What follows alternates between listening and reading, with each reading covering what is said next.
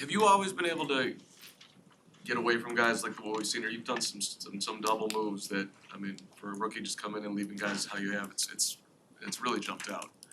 Yeah, I mean, I started playing receiver going into my freshman year at Cincinnati.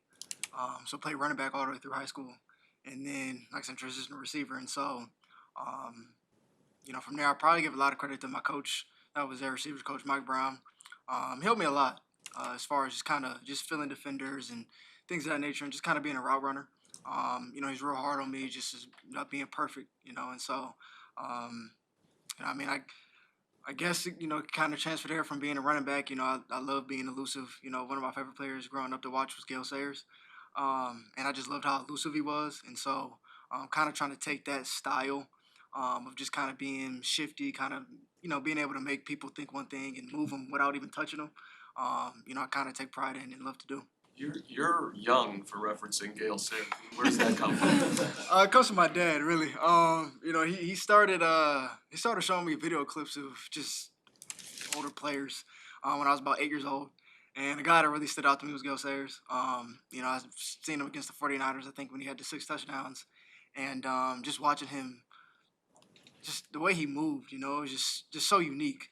And, I just kind of fell in love with just kind of old school players, just kind of watching each player, whether it was him or like a Earl Campbell, who was more downhill, or you had like an Eric Dickerson, who people used to always say I was kind of ran like when I was playing running back, who had the upright running style. And so I just kind of fell in love with just kind of watching each player from generations, just kind of seeing, what made them unique because it made them great, but it looked in a lot of different ways.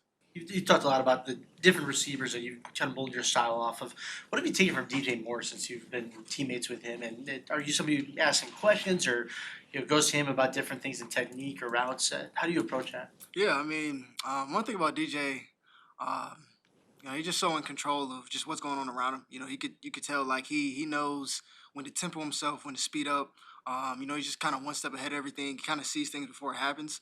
And so just watching him, trying to figure out how does he kind of pick his spots where he, uses his abilities to mirror things up, or whether that's to give a burst, or maybe that's to shut it down, or maybe even give a lazy look where it's like, I'm not really getting the ball coming off, and then boom, he bursts and he gets the ball, and it's just, he just seems to have a feel for what's going on around him. And so, really since I came in, just watching him from OTAs on, the biggest thing I was trying to get a beat on is just how can I get that controlled tempo that he has, just kind of being one step ahead of everything. And with him, it's just experience.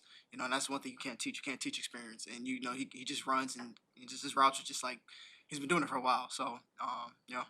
As somebody who's a student of the game, has it been fun to actually be teammates with a guy like that, lining up next to him, and seeing it up close? For sure, for sure. I mean, I didn't realize how good he was, until I actually got in front of him. I've always heard about him, just kind of around the league, like, man, DJ Morris, he's a guy, but now finally being able to, see him, live in person, he just does stuff where sometimes I just laugh, I'm like, gosh, I'm like, did he just catch that? It pissed me off. I'm like, why are you just so good? It's just like, but it's just really cool to see something like that. How is that learning going for you, figuring out when to maybe not use all that speed you have and slow it down a little bit?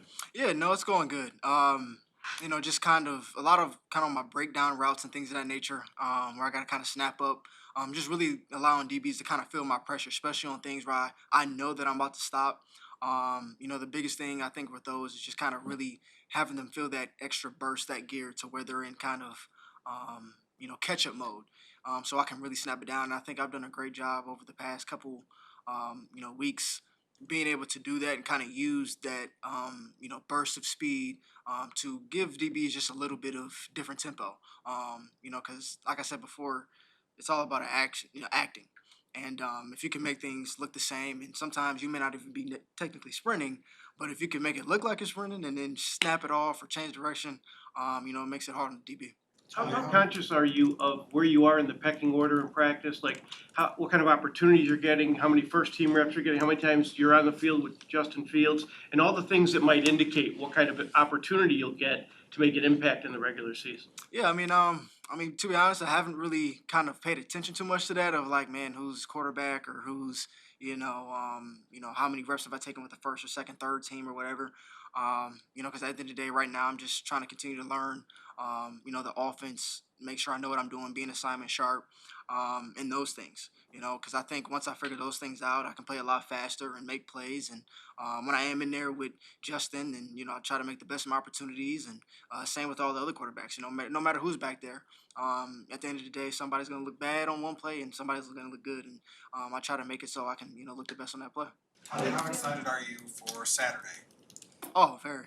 To finally be, first of all, first time really on like kind of the NFL stage, for sure. Something you dream of doing.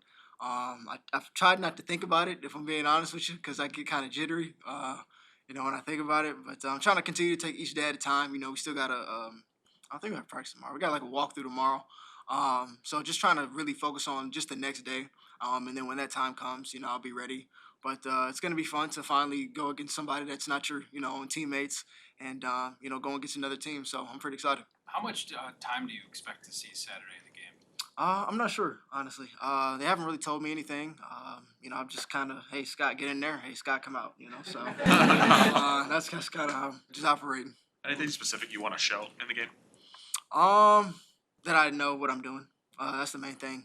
Just making sure that I'm aligned the correct way, making sure I'm in the, when I'm motioning, I'm in the right landmarks, making sure I'm running game, I'm taking the right angles, meeting the blocker in the right areas, those type of things. Just making sure that when I'm out there, I'm trusted that I know what I'm doing.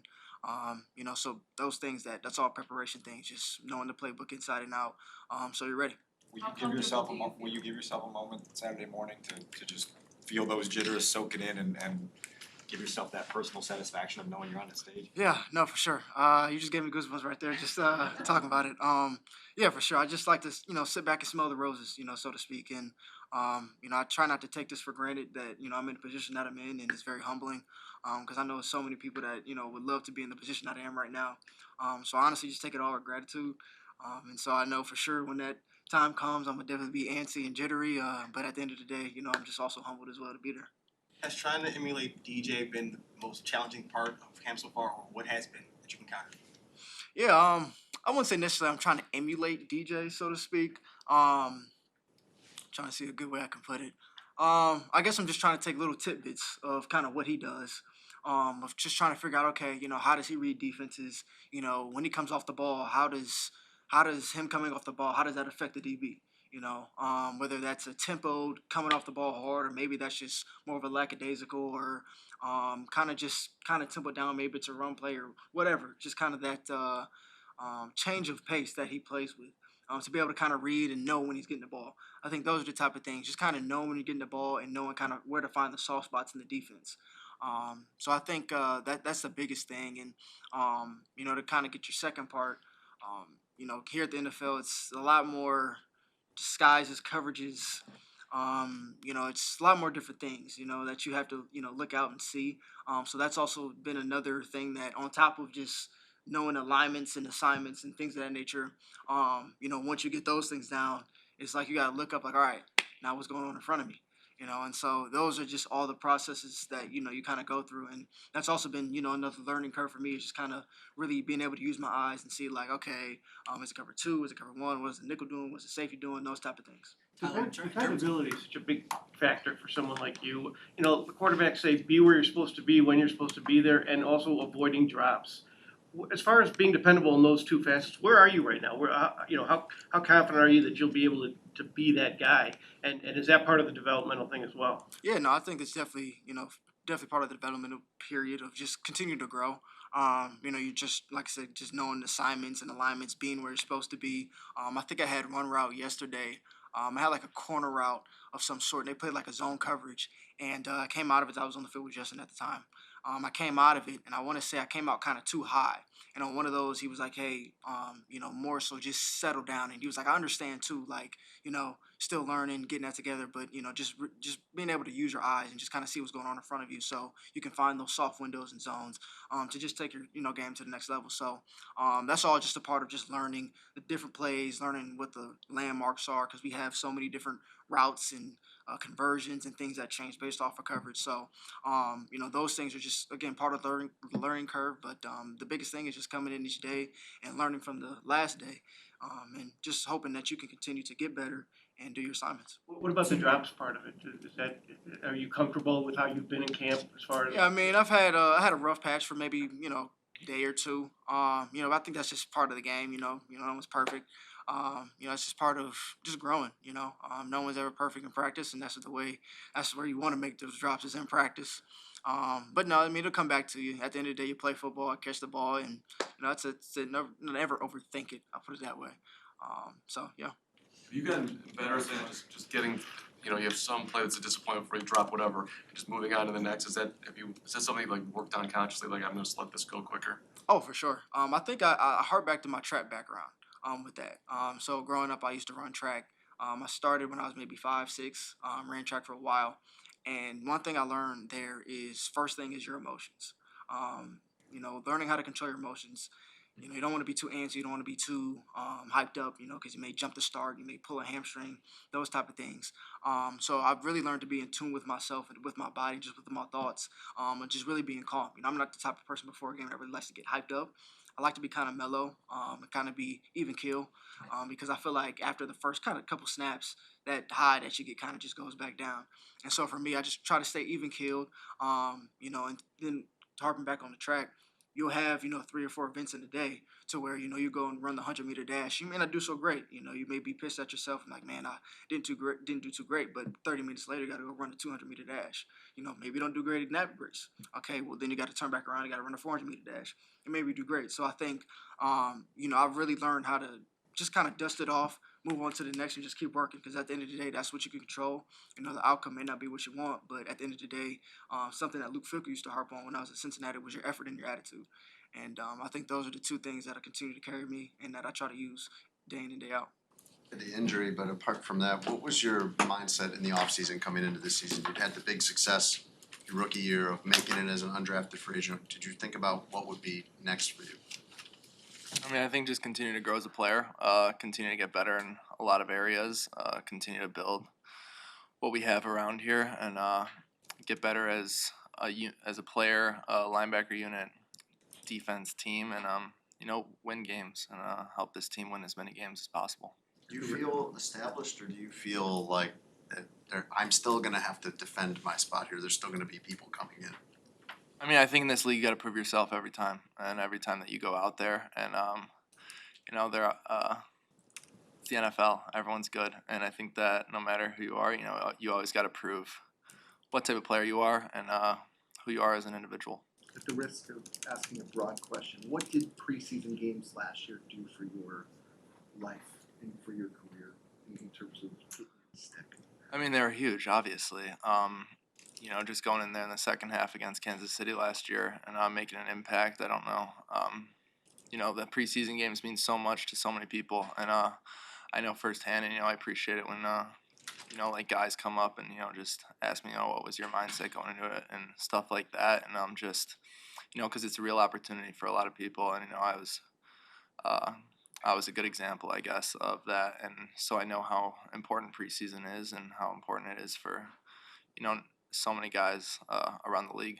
I think some people in the fan base sit there and go like, preseason, but it's guys fighting for paychecks. Yeah, it's guys fighting for jobs, fighting for their career, and so I think last year especially it was obviously a massive moment. Was there a moment after any of the 3 preseason games where you went, I bet I got this job, or did it come down to literally cut day? I don't know. Obviously I had some success in preseason. I heard people talking and stuff like that, but like I said, you never feel completely, you always got to prove yourself and always got to prove yourself each day you're in the office, and so that's kind of the mindset that I have, and yeah, I wouldn't say, cut day was still stressful for me, and and even the day after cut day when guys clear waivers and stuff like that, so you're always on edge. Because they brought in 8 guys the day after. Yeah, I remember that as well. In the limited time you've had around Tremaine, what have you been able to learn from him? What have you kind of picked his brain about? He's got a routine, and he knows his routine, and he knows how to kind of how to be the best player that he can be. And, I think that's really something that's really interesting, going into year 2 for me. Still so much for me to learn, especially from a guy like that who's had so much success, and just how how detailed he is and how understanding he is of you know, his job and how he goes about his business. It's really something to look up to, and yeah, I'm excited when we get him back out here to get some practices and really see more of just like how he works on a day to day. How about being with TJ again every single day on the practice field together again, especially with your history? Yeah, I mean it's good and it's exciting, and especially just being out there today, going with him and stuff like that. It's different on the field when you're actually playing and lining up against people than it is in like the meeting room and stuff like that. So definitely it's fun, and I really think that we got a really good group of linebackers in the room, from top to bottom, and we also like to have fun, and we're a good group and we get along pretty well, so I think it's really exciting.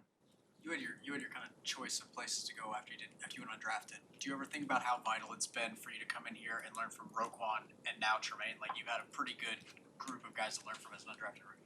Yeah, I mean I think for sure, and two really good players, and I think two players that kind of go different. They're not the same exact type of people, but to both of them, the game and their job is vitally important. And so to see how Roquan went on a day to day, and then seeing now Tremaine, definitely is a lot of people that you can look up to and kind of learn a lot from. So, I mean, I think that is beneficial. Jack, did you evaluate, off Josh's question, when you were picking where you wanted to go as an undrafted rookie, did you evaluate where there was a more viable path with one team than another? Did you look at, for example, the Bears and say they're rebuilding, so there might be more of a chance here? Yeah, I mean, I think everything goes into it, and everything goes into exactly, whether you have options and choosing which place is kind of best for you. And I took out of it kind of, that I grew up here and everything like that. I really didn't look into it like that. I looked into it as, obviously it was a new regime and everything like that. So, everyone's kind of slate is clean, and you got to show up and you got to work and play your best ball, and it just so happened to be a good fit, and yeah. Got any thoughts on the Big Ten adding Oregon and Washington? I don't know. I wonder who else is gonna come now. I mean, it's kind of crazy. We've heard Eddie and Darnell talk about you guys working together in the offseason through your injury. What was that experience like for you, and how did that kind of, keep you engaged and stuff throughout that time? Good. I mean, in the off season, not a lot of people are here. Not a lot of people are around the building, staff included. So it's kind of us and then a couple trainers each week. However, the trainers kind of split up their roles, and so I think it was huge to just have people with you that were kind of going through everything the same, all three of us, and kind of just work with each other and work and push each other and stuff like that. I think it was a good thing. It would have been a lot. I think it would have been a lot different if I was the only one there, or if Darnell was the only one there, or if Eddie was the only one there. I mean, I think it would have been different for all of us. So to have those two guys there, and see, the work that they put in each day, just to try to get back, try to get healthy and everything like that. I think it was a good time.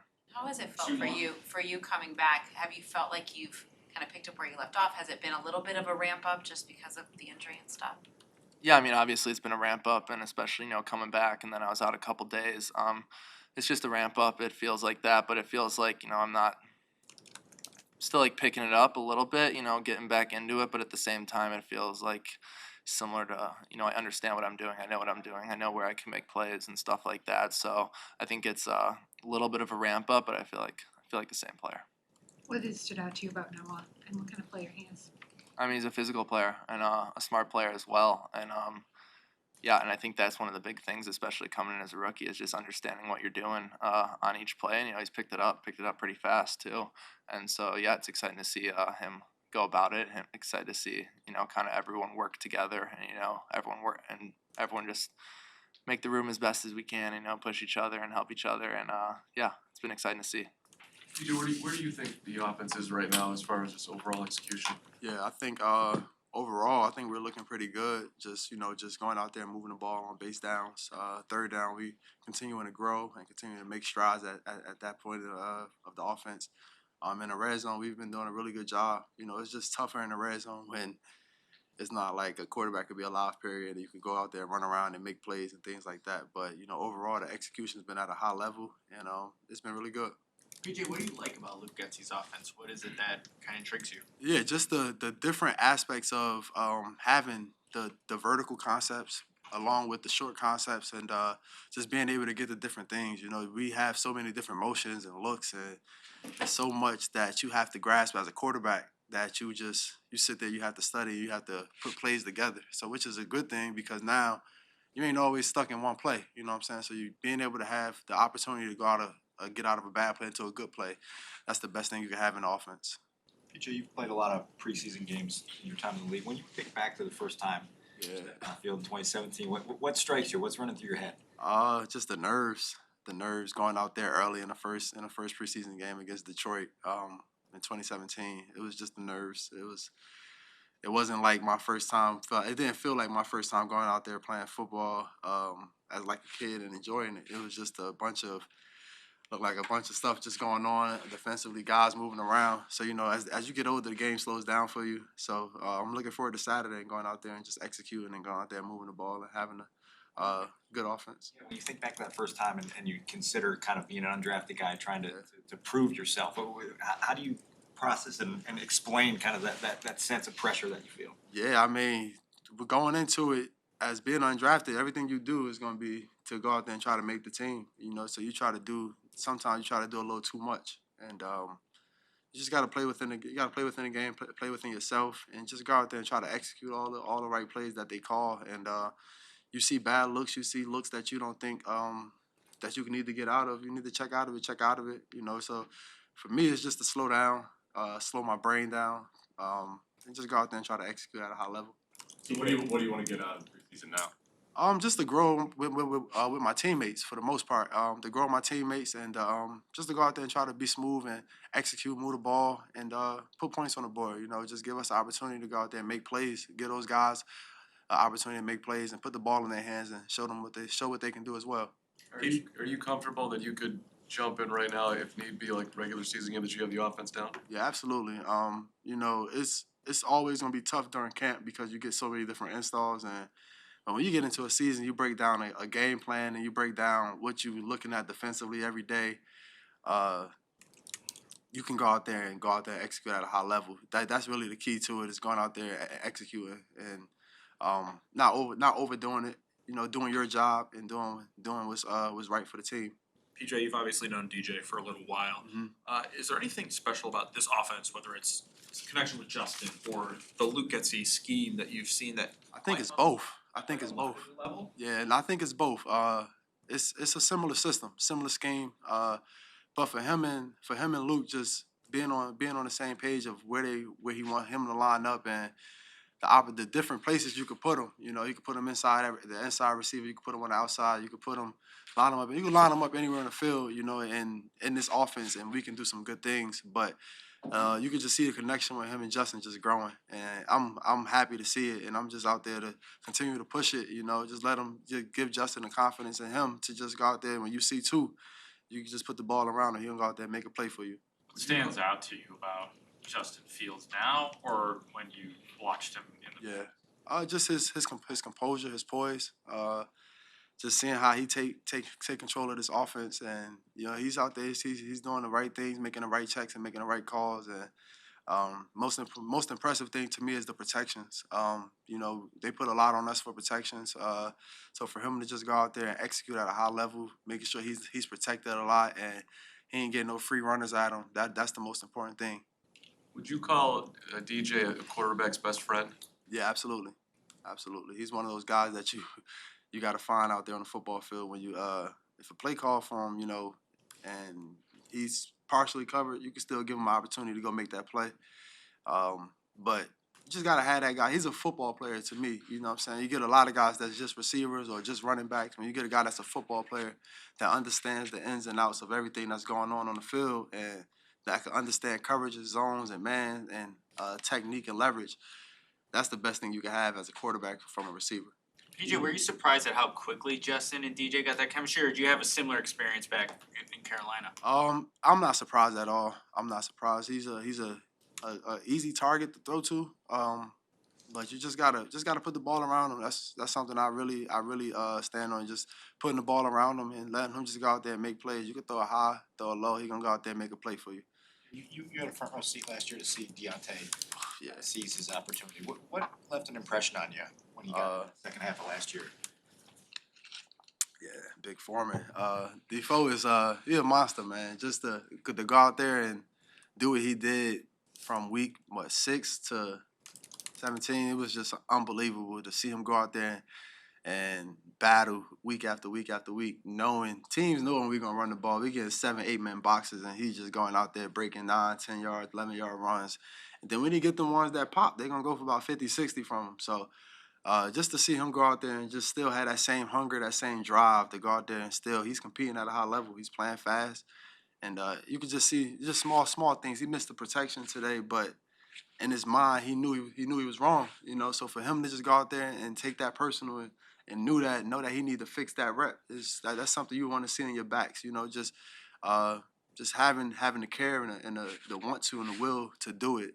That's something you want to have coming from a backfield like that. Was there a game or a play last year that jumps out in your mind? It's a lot of games. It's a lot of games. But the first Atlanta game we played,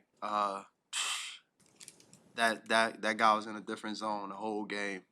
And speaking to him before the game, it felt like he just wanted to get his payback because he was in Atlanta the year before, and they released him. And so when he got the opportunity to go there and play in his division, every time he got the ball, man, I felt that speed, I felt that toughness, that grit, that grind that he was feeling that game, and it just ain't do nothing but put the team on his back, and we just went along with it.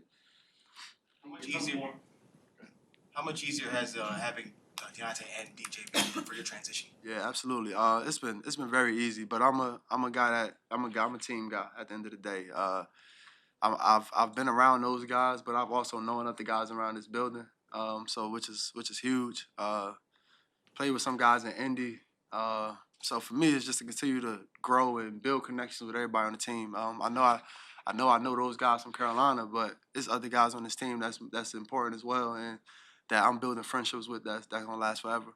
The physicality that Foreman runs with, what does that do for the offense when it's not just he's getting 9 or 10 yards, Yeah. the way he's getting. Yeah, you can just feel that, and you can just feel it. You can feel it. He one of those guys that you might think he down, but he ain't. He can bounce up off a tackle. We just was watching a play a couple days ago here. He was in Tennessee at the time. He bounced off a tackle, put his hand down. Like the O-line want to see that. You know what I'm saying? The O-line want to see a guy that can go out there and not get tackled by one guy. Take 2 or 3 guys to go out there and bring him down. So that energy you get from an O-line and even the receivers, they want to go out there and continue to block for guys like that. So with the group of guys we got, he could turn a 10, 15-yard run to a 40, 50, 60-yard run. EJ, you've had a unique viewpoint of Jervon Dexter, lining up against him a bunch. What have you seen from Who's that? Jervon Dexter? Okay. Yeah. What have you seen from Jervon and his ability to dent the pocket, create pressure? Yeah. I just said it today. That's a huge dude, huge. And for him to just go out there and push the pocket and get the batted down balls that he getting, he's a hard dude to throw around, and you can feel his presence in that middle of the field when you back there playing quarterback. So for us, that's huge. That's huge, because I think it starts up front when especially playing quarterback. Nobody don't like to throw it a messy room around them. So I mean, you have him pushing that pocket, that right there could cause a lot of havoc, and it's gonna help the secondary because they just gonna feel like they can go out there and make plays on the football now that you get somebody that can go out there and push that pocket and push that center, that guard all the way into the quarterback. Your arm strength is super noticeable. When did you sort of realize that you got a little special gift there? Probably high school. Yeah, high school is one of those moments where I found myself getting in trouble a little bit just because of that ability and thinking that you can make every throw when you don't really need to.